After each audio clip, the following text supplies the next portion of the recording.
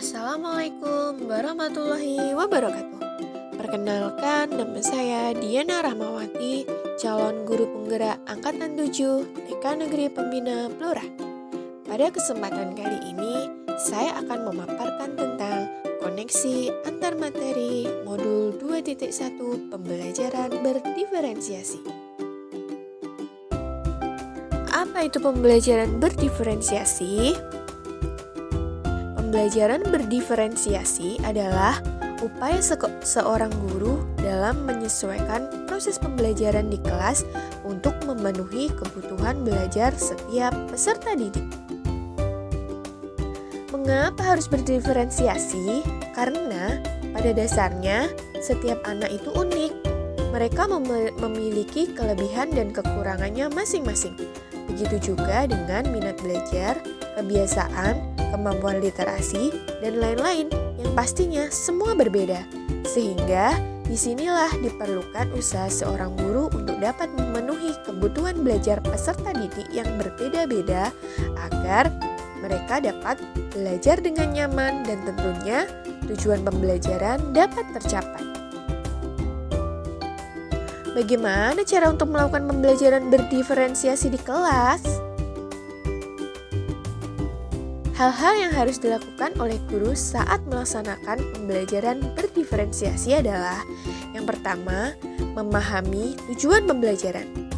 Yang kedua, mengetahui dan merespon kebutuhan belajar anak. Yang ketiga, menciptakan lingkungan belajar yang mengundang anak untuk belajar. Yang keempat, melakukan manajemen kelas yang efektif. Dan yang kelima, melakukan penilaian berkelanjutan. Berkaitan dengan kebutuhan belajar murid, 3 aspek yang harus dipahami oleh seorang guru adalah: yang pertama, kesiapan belajar murid, yang kedua, minat murid, dan yang ketiga, profil belajar murid. Kesiapan belajar murid. Kesiapan belajar murid yaitu guru melakukan penilaian terhadap pengetahuan awal dan menentukan apa yang telah murid ketahui. Kemudian, minat murid. Minat adalah salah satu motivasi penting bagi murid untuk terlibat aktif dalam proses pembelajaran. Yang ketiga, yaitu profil belajar murid.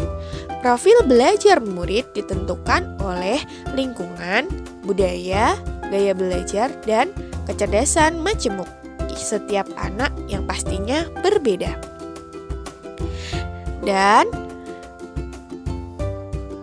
cara mengidentifikasi kebutuhan belajar murid adalah sebagai berikut. Yang pertama, mengamati perilaku murid-murid. Yang kedua, mengidentifikasi pengetahuan awal. Yang ketiga, merefleksi praktik pembelajaran. Yang keempat, berbicara dengan guru murid sebelumnya.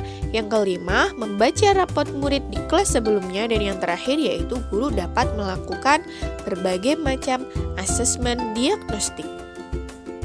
Selanjutnya yaitu strategi untuk mendiferensiasi pembelajaran. Terdapat 3 strategi yang dapat dilakukan untuk mendiferensiasi pembelajaran. Yang pertama yaitu diferensiasi konten. Yang kedua yaitu diferensiasi proses, dan yang ketiga yaitu diferensiasi produk, di mana guru dapat menggunakan salah satu macam diferensiasi tersebut atau dapat juga menggunakan kombinasi dari 3 macam diferensiasi tersebut. Yang pertama yaitu diferensiasi konten. Diferensiasi konten berkaitan dengan apa yang kita ajarkan seperti materi, konsep, atau keterampilan yang perlu dipelajari berdasarkan kurikulum. Yang kedua yaitu diferensiasi proses. Diferensiasi proses adalah kegiatan yang memungkinkan murid berlatih dan memahami atau memaknai konten dengan cara membedakan proses yang harus dijalani oleh murid. Dan yang terakhir yaitu diferensiasi produk. Diferensiasi produk adalah bukti yang menunjukkan apa yang murid telah pahami dengan cara membedakan atau memodifikasi produk sebagai hasil belajar murid, hasil latihan, penerapan, dan pengembangan yang telah dipelajari. Lalu, adakah keterkaitan antara modul pembelajaran berdiferensiasi dengan modul pembelajaran yang lain? Tentunya ada.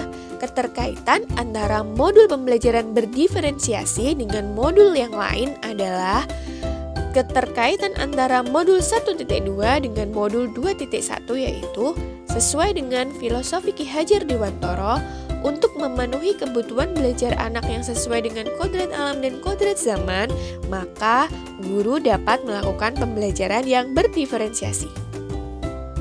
Selain itu, dalam melakukan pembelajaran yang berdiferensiasi, seorang guru penggerak dapat menuntun murid untuk merdeka belajar, sehingga hal ini sesuai dengan nilai dan peran guru penggerak. Sedangkan keterkaitan antara modul 1.3 dengan modul 2.1, yaitu pembelajaran berdiferensiasi, dapat menjadi strategi untuk mewujudkan visi guru penggerak yang berpihak pada murid.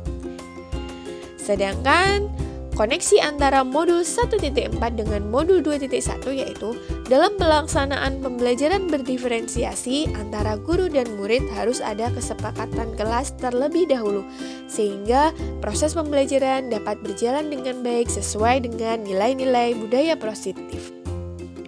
Demikian yang bisa saya paparkan dalam kesempatan kali ini. Semoga bermanfaat. Terima kasih. Salam guru penggerak.